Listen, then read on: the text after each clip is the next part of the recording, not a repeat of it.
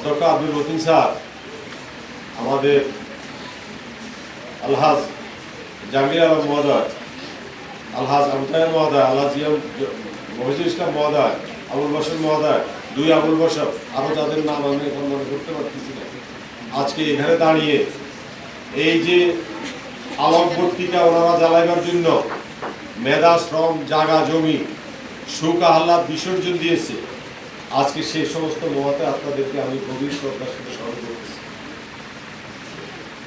যদি কোনো দেশে মানুষ তার আত্মত্যাগের স্বীকৃতি না দেয়, তাহলে সেখানে কোনো আত্মত্যাগী মানুষের জন্ম হয় না।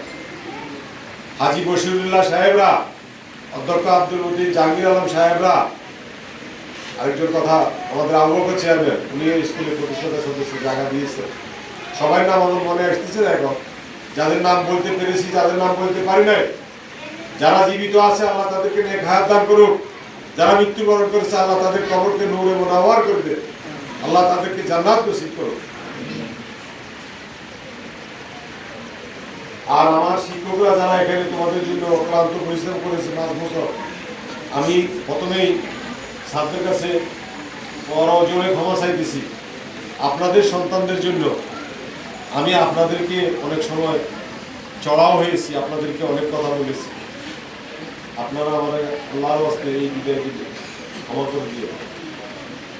আর আমি ক্ষমা চাইছি এই কারণে, শিক্ষার্থীরা ছোট মানুষ, নাদান, তারা বুঝতে পারে না, তারা অনেক সময় বুঝে হোক না বুঝে হোক আপনাদের সাথে অনেক রূঢ় আচরণ করেছে। আজকের এই দিনে আল্লাহর ওয়াস্তে আমি তার করজোড়ে আপনাদের কাছে মিনতি করতেছি, আপনারা তাদেরকে ক্ষমা করে দিন। এবং আমি ব্যক্তিগতভাবে তোমাদেরকে ক্লাস 6 থেকে কারো ক্লাস পেয়েছি, কারো পাইনি। ক্লাস 10-এ সবারই সাথে আমার চোখাচোখি মুখোমুখি হয়েছে, আমি কিছু ক্লাস নিয়েছি। তবে আমি অতন্ত্র বরের মতো তোমাদেরকে পাহারা দেওয়ার চেষ্টা করেছি। যারা স্কুলে থেকেছ তারা লাভবান হয়েছে, যারা থাকো নাই তারা ক্ষতিগ্রস্ত হয়েছে।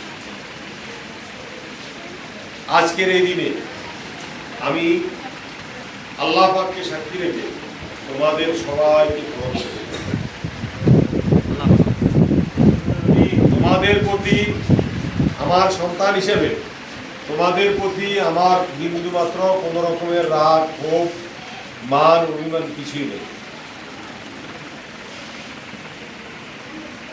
তোমরা 5টি বছর লেখাপড়া করেছ, স্যাররা ছাত্রদের আমার নিজের সীমাবদ্ধতা আছে, ছাত্রদেরও থাকতে পারে। তবে আমি বিশ্বাস করি আমার স্যাররা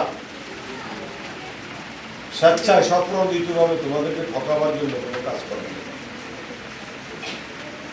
যা নিতে পারো নাই তা তোমাদের অবহেলা ছিল। আমার ব্যক্তিগতভাবে অনেক সীমাবদ্ধতা ছিল। আমি হেডমাস্টার, নানা কাজে আমাকে ক্যাম্পাসের বাইরে চলে যেতে হয়েছে। কালকেও আমি সারাদিন মনোরগঞ্জে আর ভুগিতে ছিলাম, আজকেও 2টা আমাকে মনোরগঞ্জ চলে যেতে হবে। এইভাবে আমার অফিসিয়াল ঝুটঝামেলার কারণে আমাকে অনেক সময় স্কুলের বাইরে থাকতে হয়েছে। তবে আমি হলফ করে বলতে পারি, আমি ইলিয়াস ভূঁইয়া যতগুলো ক্লাস বগি স্কুলে নিই, তোমরা 1 থেকে 100 পর্যন্ত পুরা মনোরগঞ্জ একটা করে তোমরা খবর নাও, কোনো হেডমাস্টার এতগুলো ক্লাস করে তারা